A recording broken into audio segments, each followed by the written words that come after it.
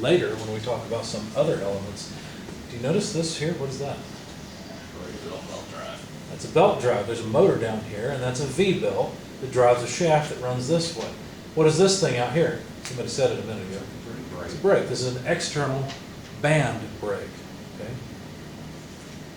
And then the shaft. Now you imagine the pulley here is bigger than the shaft, or the pulley on the motor is smaller. So there's a gear reduction here, an increase in torque, and a decrease in speed to this point.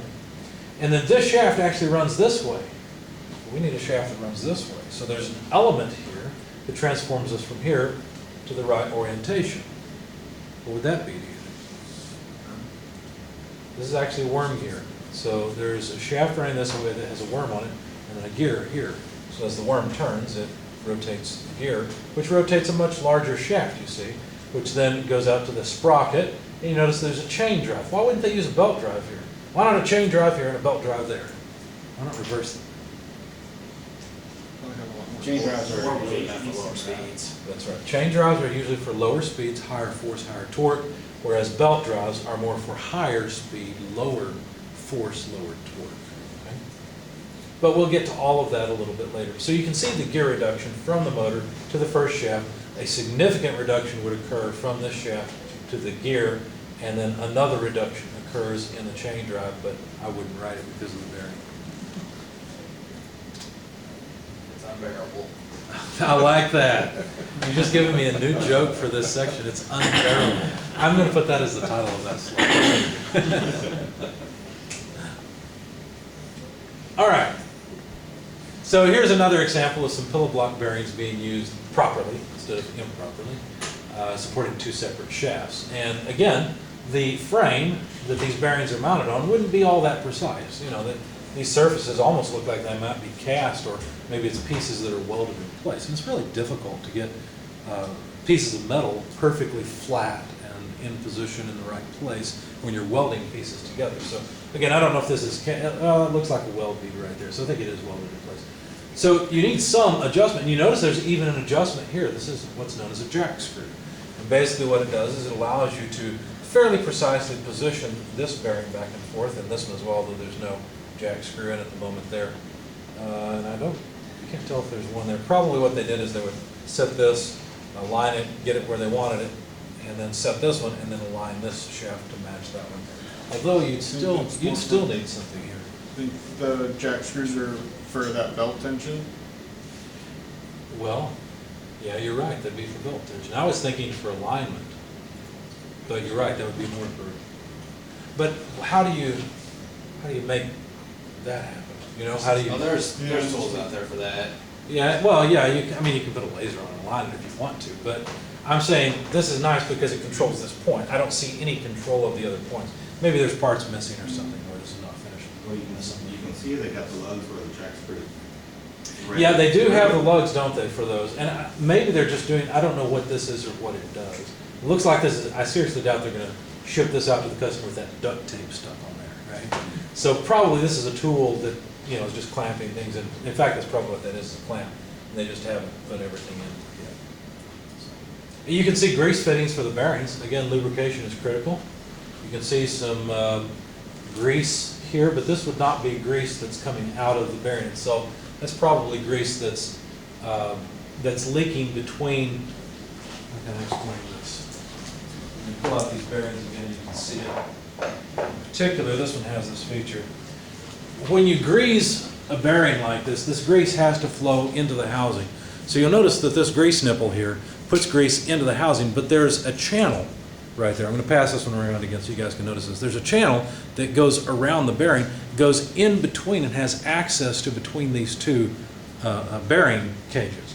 And so when you squeeze grease in here, grease can still come out between the spherical point and the housing. So my guess is that's actually where this grease is coming from. It's not like it's squeezing out of the seal of the bearing, it's squeezing out from between the housing and that spherical shape.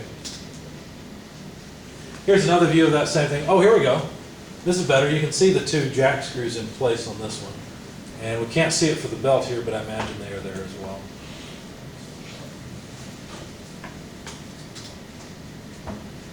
So bearing materials, what are the bearings themselves made of? Well, they are subject to very high contact stresses.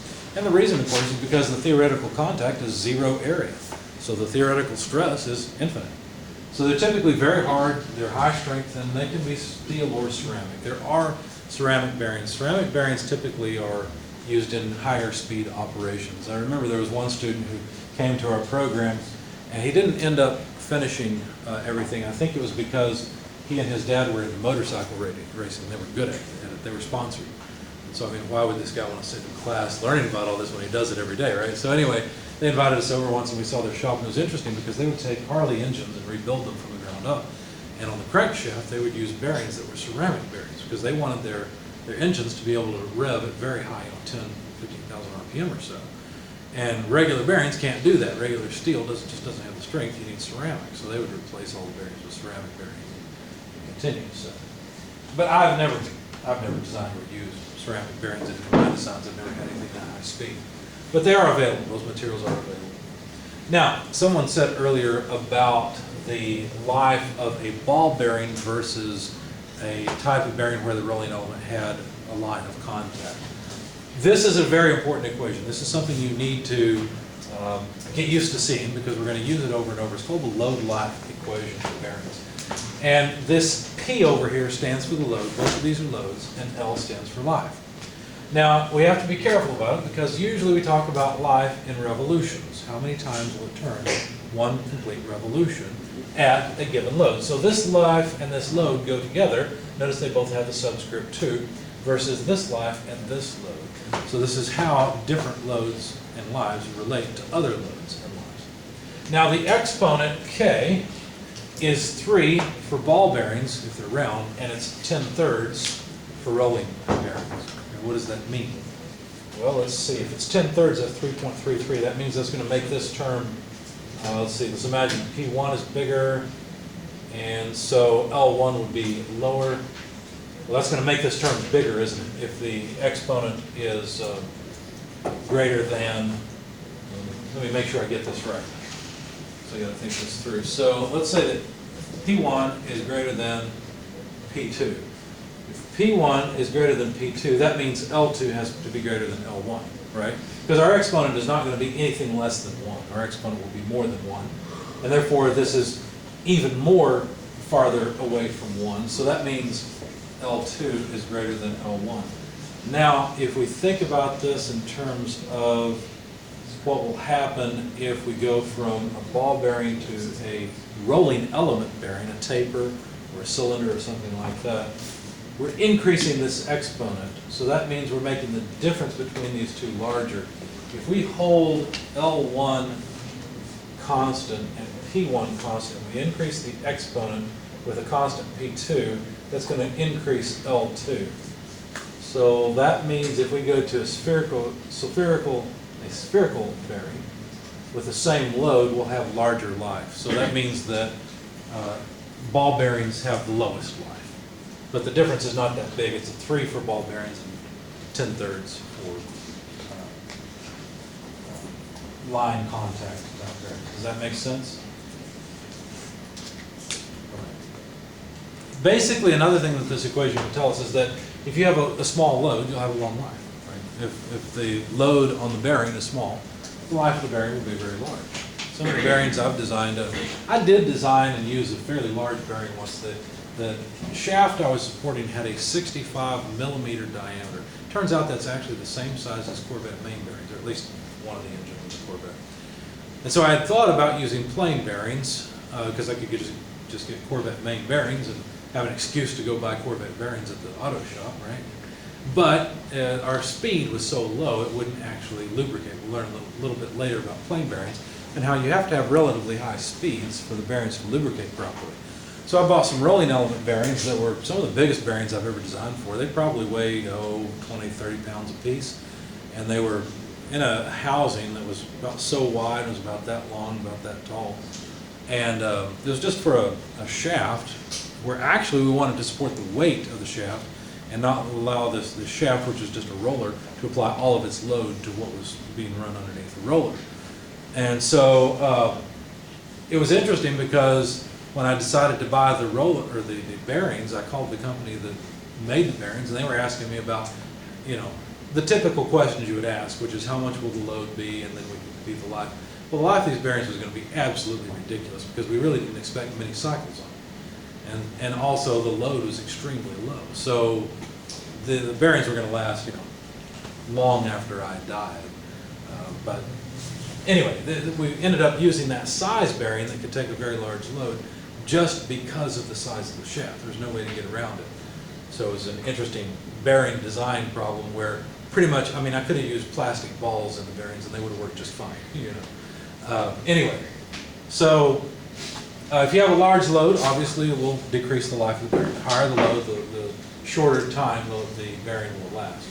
Now the L10, you get into statistics when you start talking about high numbers of rotations of bearings, because if you think about it, is every bearing going to fail after 1,000 cycles? Say you figure out, okay, at a load of, I don't know, let's make it up, 1,000,000 pounds, this bearing should fail after 1,000 turns. Will every single bearing that you build fail after 1,000 turns? Of course not. There's going to be some variation. And so when you're trying to quantify the life of a bearing, you have to not set it at the point where all the bearings fail. In other words, if I take 100 bearings and I put them under a certain load and measure how long they last, they won't all last the same time. So the so-called L10 life is the number of revolutions where 90% of the bearings have survived and 10% have failed. That's the standard for bearing life. It's a little bit difficult to get your mind around at first because it involves statistics, and you're used to thinking of the right answer in your normal classes, right? There's one answer that's the right answer. Well, here, there's going to be a variety of results. And so we have to define what we mean by bearings lasting. So one way to look at this is if I have 100 machines and each of those machines has one bearing in it, we've got 100 bearings out in the field.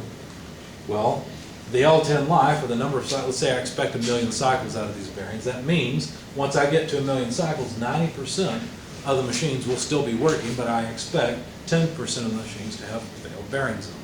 Does that make sense? That's what this means. You could also define an L50 life, where 50% survive and 50% fail.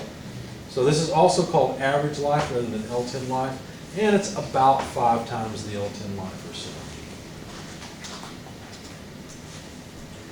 Here's a chart you should become familiar with. We're going to use this for many different things besides bearings, so let's look it up. It's worth finding the page number. We are in chapter 14, by the way. That's the bearing chapter. As I said, you'll notice I'm jumping around. Thank you, 515. The reason I began with fasteners, frames, and welds is because I know all of you will use those elements in your machine design. I'm going to bearings next because you're also extremely likely to use a bearing in your design.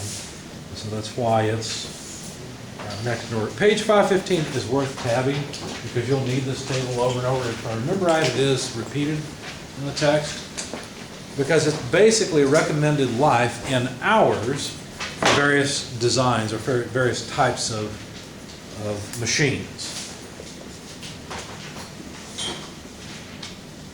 Now, unfortunately, you'll notice we've got this design life L10 hours. What does that mean? Well, the L in the equation, let's go back. The L in the equation is a life measured in revolutions. But this table is a life measured in hours. Now, depending on how fast bearings and things rotate in the various machinery, that will affect how many revolutions the bearings need to survive in order to last the recommended number of times for that class of machine. Does that make sense? So we're talking about the L10 life, but this is a design life based on where the bearings in these machines, 90% of them would have lasted anywhere from 1,000 to 2,000 hours. Say we design a domestic appliance. I don't know. I just bought my nephew a blender. You can tell your nieces and nephews and people like that are getting older when they stop asking for toys. They start asking for housewares. Okay? So he likes to cook. He actually is a pretty decent cook too. He took culinary arts at some point, and he wanted a mixer that would mix up cookie dough, which is a fairly rough thing to mix. And so I looked around, I read a whole lot of reviews, and I learned that you can't trust all reviews. You have to do your best. You would think the internet would have made things better. I'm not sure that it has in terms of being able to find quality things. I have a friend also who, fortunately she works from home because her vehicle gave out. And it wasn't the engine. The engine's great, it's the transmission. She's got a CVT. It's a Nissan Rogue for what it's worth. And I think they've worked out some of the bugs, but I still would go with Toyota or Honda if it was me. But anyway, so she's got this vehicle, she can't go anywhere with it, still owes money on it, and yet the transmission doesn't work, you know, so why did I go into that? I guess I'm upset at Nissan for that, I don't know. Anyway, talking about machines and their life and how long they're supposed to last. And if you look at this, you might say, well, how long should an automobile last? Oh, anywhere from 1,500 to 5,000 hours. What? Does that seem strange? How many hours are there in a year? 24 hours a day, 365 days a year, you do the math, just multiply the two together. A lot more than 1,500 to 5,000 hours. Are we saying that a car should only last a year? If you drive it 24/7. If you drive 24/7, so that's why cabs are so beat up, right? You might get into a car and it's a fairly new car, but it's a cab, it's a taxi, it's been driven all over the place. This is why I am not a big fan of being an Uber driver or a Lyft driver, because you're basically just destroying your car. And I think a lot of people have looked into this, and apparently you don't actually make a whole lot of money. I think the original idea of Lyft and Uber was that you, if you're going somewhere, someone can ride with you, and you make a few extra dollars that way. Now people have tried to make it their living. I don't think that works really well, but whatever. I haven't done run the numbers myself. But I will say, if I could, if Uber and Lyft would let me use my car, I might, because that'd be a good way to get rid of this piece of junk I'm driving.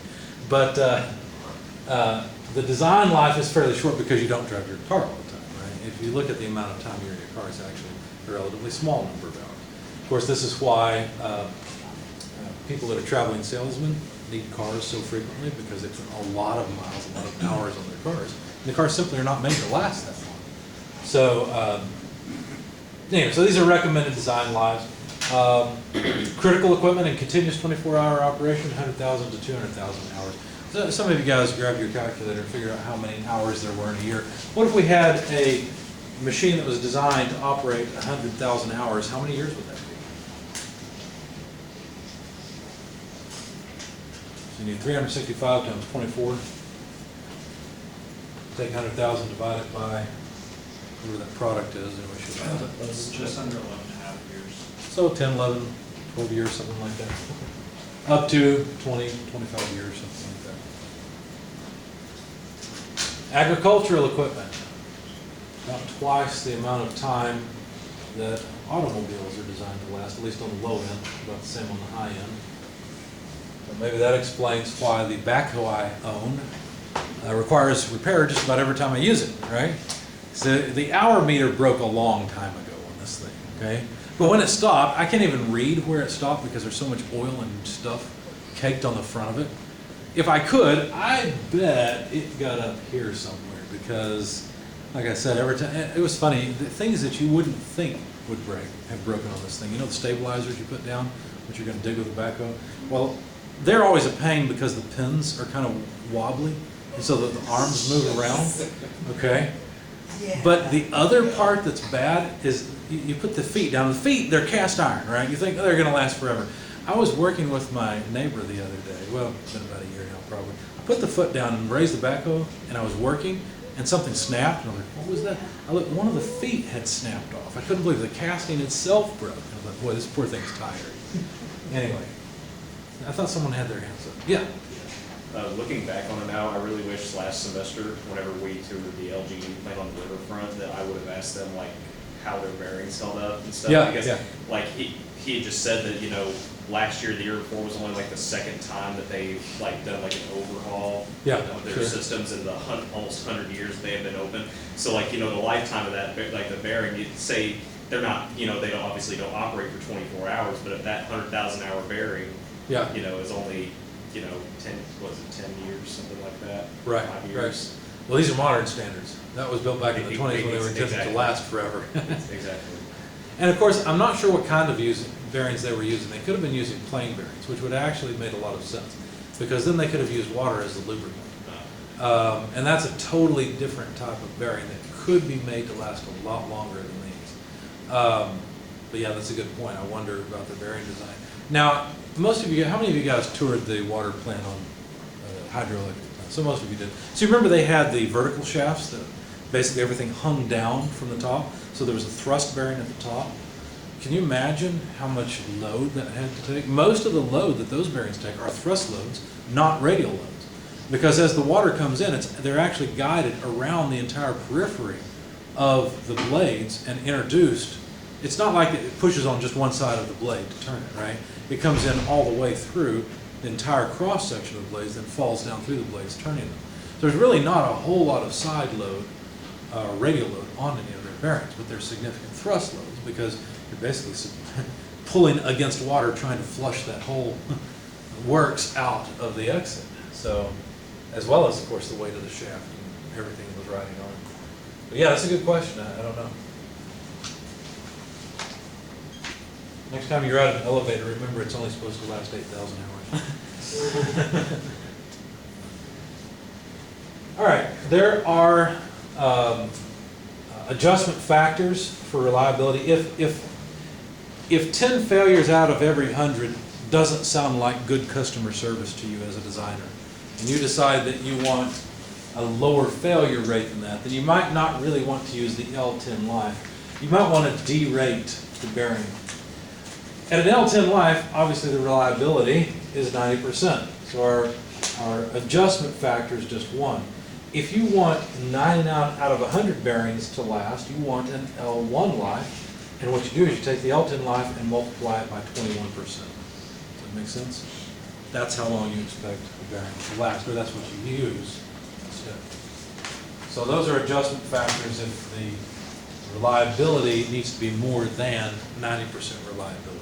Okay. This is, again, worth marking. It's a table in your book as well. Table 14.6. All right. The basic dynamic load. You've already seen it, but you didn't know what it was. That was P. Well, not exactly. That goes into the equation where P was. But the basic dynamic load, which is called BDC or just C, it's just simply the life in revolutions.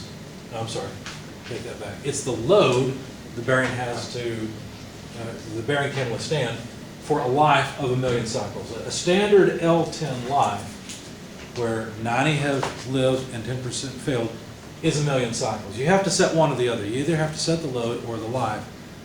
Otherwise, we're just floating around, we're drifting on the sea. Okay, so standard life, standard L10 life is 1,000,000 cycles. So the way you categorize a bearing is by its load capacity, right?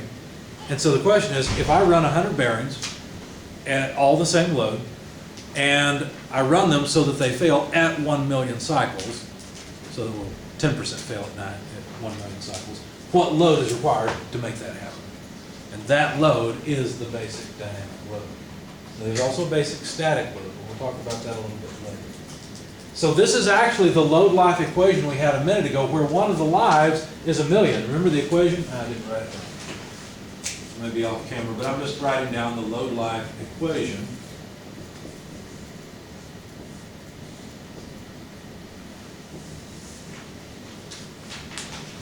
And remember we had a ratio of lives on the left-hand side and a ratio of loads to the power. Well, here's our ratio of loads to the power, and all we've done is taken the L2 and moved it over. I think I made it. No, it's L1 and moved it over. Now, when I say L1, I'm not talking about the L1 life, okay? This gets confusing pretty quickly. I'm just talking about load number 1 and load number 2. Maybe we could call this load A and load B. Okay. Whatever you want to call it. The point is that that's how load and life are related. You see, here's the thing. You probably don't want your bearing to just last for 1,000,000 cycles. A lot of times you need a lot more than that, or a lot fewer. So you will have a desired life, at which point 10% of the bearings that you've put out in the field fail. Now, in order to compute, do anything with that, you need to know the basic load where the bearings fail after 1,000,000 cycles, to relate the life you're actually going to get to the load that you apply to the bearing. Does that make sense? So these two things go together.